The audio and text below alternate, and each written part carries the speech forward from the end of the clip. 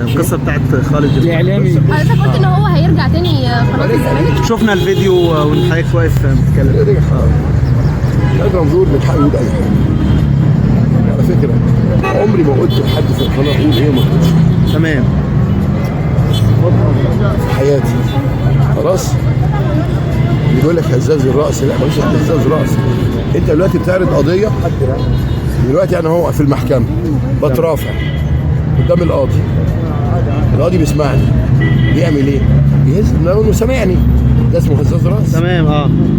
لا طبعا ده راجل قاضي جليل. يعني انت واحد بيتكلم قدام محكمه او انا بتكلم في التلفزيون ومجموعه من الصحفيين قاعدين بيسمعوني، هي قضيه ممدوح عباس اللي كانت لسه قبل كده، ايه اللي عندهم عشان يقطعوني فيه؟ ولا حاجه خالص كده. يعني معناها موافقين على اللي انا بقوله. قاضي انا واقف تعبيرات قدام وجه عادي. نعم عادي. لا قله الادب شغاله هزار. وبعدين كلهم ايه؟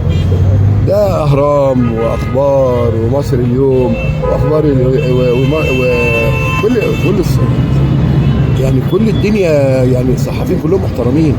يعني انت لو طلعت مثلا في البرنامج خلاص وانا ضيف، ما انا ضيف بتكلم، تقاطعني عشان ما تبقاش هزاز، ما انا مش فاهم، لكن احتراما بتسمع، لان كنت بعرض قضيه راي عام اللي ممدوح عباس واخد فلوس دي كده قبل كده 4 مرات.